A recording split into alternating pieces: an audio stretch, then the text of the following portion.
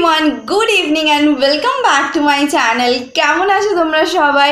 So আজকে আমি আমার ভ্লগটা ইভিনিং থেকেই স্টার্ট করছি, কারণ বেশ কয়েকদিন হয়ে গেল আমি কোনো ভিডিও আপলোড করিনি আমার চ্যানেলে। তো আমার মনে হলো যে একটা ভিডিও বানাই, বিকজ কি আমার এক্সাম চলছিল বিএডের। আমি তোমাদেরকে বলেছিলাম যে আমার বিএডের এক্সাম আছে, সেই জন্য আমি ভিডিও বানাতে পারিনি। অ্যাকচুয়ালি বাড়িতেই হচ্ছিল এক্সাম অনলাইনে, বাট তাও এক্সামের যে একটা টেনশন থাকে, বাট তাও এক্সামের যে একটা টেনশন থাকে অ্যান্ড কী বলো তো, ওই টাইমের মধ্যে কমপ্লিট করে লেখাটাকে ওদেরকে পাঠানো, ইমেল করা, সেটার একটা টেনশন থাকে। তো সেই জন্য আমি ভিডিও বানাতেও পারিনি আর আপলোডও করতে পারিনি। যে আর আজকে আমার এক্সাম শেষ হলো, তো আমার মনে হলো যে আজকে একটা ভ্লগ ইভিনিং থেকেই স্টার্ট করে দিই। আর আজকে ভ্লগটা বানানোর আর একটা কারণ আছে, যেটা আমি পরে তোমাদেরকে বলবো। কারণ আজকে আমি ঠিক করেছি একটা জিনিস বানাবো আর সেটাও তোমাদের সাথে শেয়ার করব, সেই জন্যই আমি ভাবলাম একটা ভ্লগ স্টার্ট করি।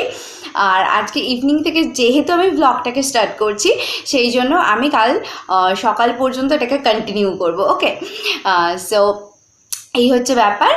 আর হ্যাঁ, আমার এই চোখটা হয়তো তোমাদের মনে হচ্ছে একটু ছলছল করছে, কারণ আমি এটাতে ওষুধ লাগিয়েছি। আমি আগেও বলেছিলাম তোমাদেরকে যে আমার এই চোখটা একটু ফুলে যাচ্ছে, ঠিক হচ্ছে না, কি হয়েছে জানি না। আমি প্রথমে মেডিসিনে ডক্টর দেখিয়েছিলাম, বাট সেটাতে কাজ হচ্ছে না, সেই জন্য আমি চোখের ডাক্তার দেখিয়েছি। দেখানোর পর উনি কিছু ওষুধ দিয়েছেন, তো সেটা লাগাতে হচ্ছে আমাকে, যার জন্য একটু জল বেরিয়ে গেছে চোখ দিয়ে, ছলছল করছে।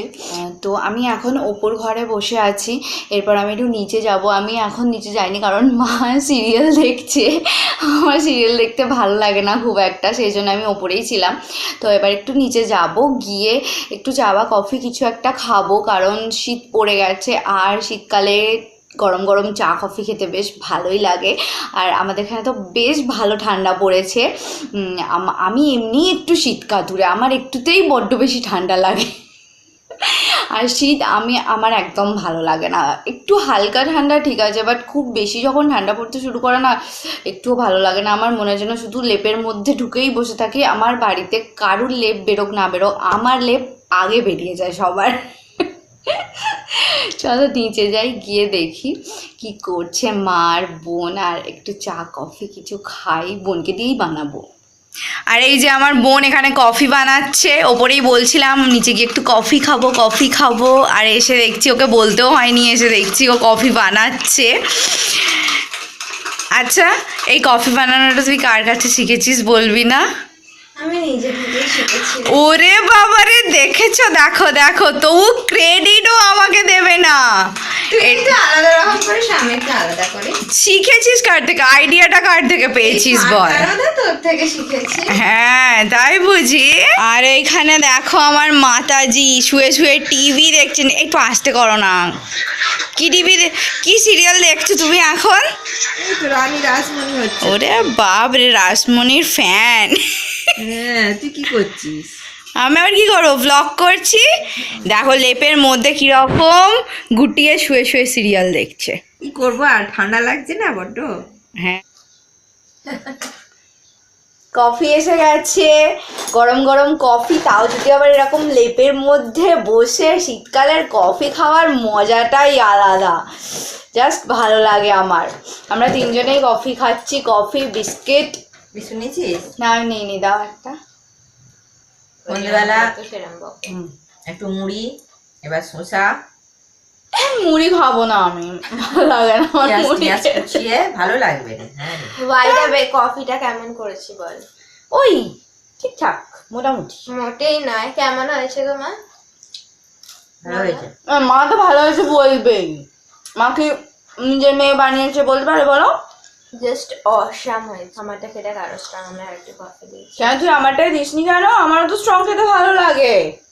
তুই নিজেরটাই বেশ ভালো করে গুছিয়ে কফি দিয়েছিস। হ্যাঁ, খেয়ে দেখলাম। দেখো কফি বানানোর পর নিজেরটাই বেশ করে গুছিয়ে কফি দিয়েছে। গুছিয়ে আমারটা কেন ফিকে ফিকে লাগছে? বাবা, তখন বলবে তেতো হয়ে না, গেছে।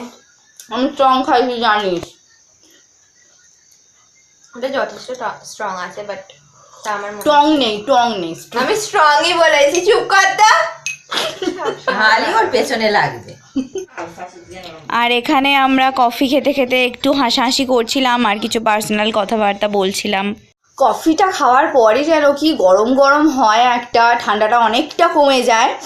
আর ডিসেম্বর চলছে, ডিসেম্বর মানেই হচ্ছে কেকের সিজন। হ্যাঁ, কেকের সিজন। তো আমি আজকে কেক বানাবো, সেটাই আমি তোমাদের সাথে শেয়ার করব। আর আমার এই ব্লগটা আজকে ইভিনিং থেকে শুরু করার এটাই হচ্ছে কারণ, যে আমি একটা কেক বানাবো আর সেটা তোমাদের সাথে শেয়ার করতে চাইছিলাম, সেই জন্য।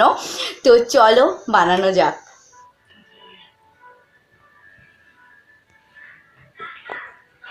দেখতেই পাচ্ছ কেক তৈরি করার জন্য আমি সব কিছু রেডি করে নিয়েছি। আর এখানে আমি 2টো ডিম দিয়ে কেকটা বানাবো, সেই জন্য আমি এই কাপটার মাপ করে 1 কাপ চিনি নিয়েছি আর 1 কাপ ময়দা নিয়েছি।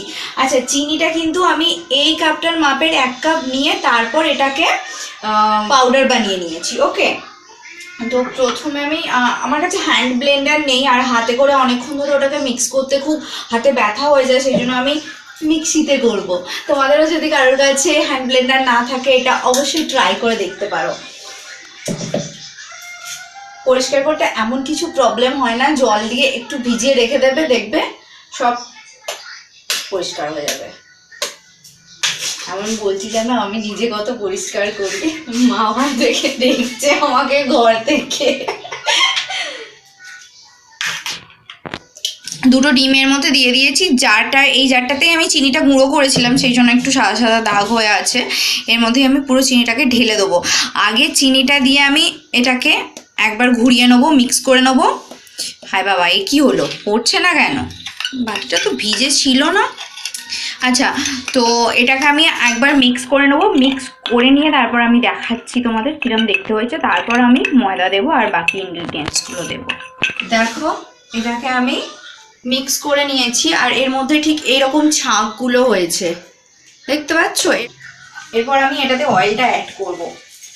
আচ্ছা, আমি এখানে অয়েল নিয়েছি আর বাটারও নিয়েছি। আমি দুটোরই ইউজ করব, বাট তোমরা শুধু বাটার বা শুধু তেল ইউজ করেও করতে পারো, that's all up to you. Okay, so এবার আমি তেলটা অ্যাড করে দিচ্ছি। হাফ অ্যাড করব, বাকিটা আবার পরে অ্যাড করব। বাটারটা আমি পুরোটা দেবো না, অল্প একটু দেবো, বেশি বাটার দেবো না। আচ্ছা, এটা দিয়েও কিন্তু আমি আর একবার মিক্স করব। বারবার করে মিক্স করে করলে ভালো হয়, মিক্সটা ভালো হয়। একদম এঁটে গেছে বাটারটা শীতে। দেখো ব্যাটারটা কতটা মোটা হয়ে গেছে। প্রথমে পাতলা ছিল অনেকটা, তেলটা দেওয়ার পর আর বাটারটা দেওয়ার পর ব্যাটারটা অনেকটা এরকম থিকনেস এসে যাবে। এই টাইমে আমাকে কি করতে হবে, ময়দাটা দিতে হবে। আর এটা আমি ভ্যানিলা এসেন্স দিচ্ছি যতটা তোমাদের পছন্দ। আমার ভ্যানিলা এসেন্সটা বেশ ভালো লাগে, বেশি করেই দিই আমি। একটু পিনাট বাটার দেবো, আমি কোনোদিন পিনাট বাটার দিয়ে করিনি, এই ফার্স্ট টাইম। দেখি ট্রাই করে কেমন লাগে খেতে। অল্প করেই দিই, তারপরে আই ডোন্ট থিঙ্ক সো খুব খারাপ হবে, কেননা পিনাট বাটারের টেস্ট তো বেশ ভালোই। আর এবার বাকি যে অয়েলটা ছিল আমি পুরোটা অ্যাড করে দেবো এর মধ্যে। দেখো এটার কনসিস্টেন্সিটা এবার কতটা ঠিক হয়ে গেছে, ঠিক এরকম মোটা হয়ে গেছে। এটাকে আমি এবার এই বাটিটায় ঢেলে নেব। কেন বলো তো? কারণ আমি এবার বেকিং পাউডারটা এতে অ্যাড করবো। বেকিং পাউডার অ্যাড করার পর খুব বেশি এটাকে যদি আমি মিক্স করি তাহলে না কেকটা খুব একটা ভালো হয় না, তাই এতে ঢেলে নিয়ে তারপর আমি বেকিং পাউডারটা অ্যাড করবো। আমি এখানে 2 টিস্পুন বেকিং পাউডার এর মধ্যে অ্যাড করে দেবো। বেকিং পাউডার যতটা হয় বেকিং সোডাটা তার হাফ। আর আমার ব্যাটারটা একটু মোটা হয়েছে বলে আমি একটু দুধ অ্যাড করছি এটার মধ্যে।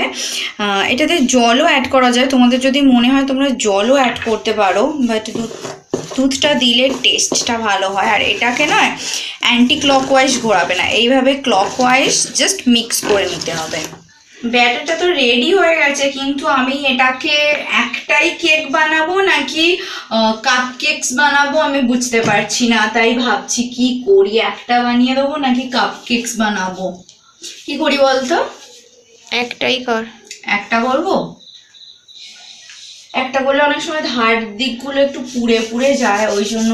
সো ঠিক আছে, চল একটাই বানিয়ে দিই।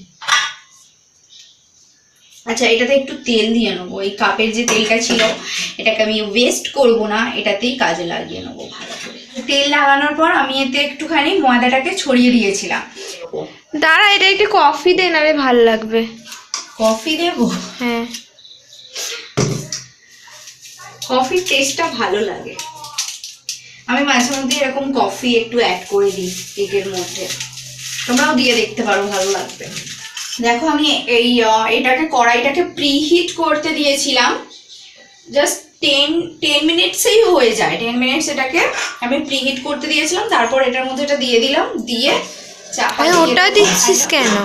এটা দিয়ে আপাতত, তারপর একটু পরে আমি খুলে দেখবো। তো হ্যাঁ, একটু পরে খুলে দেখবো কিরকম হয়েছে।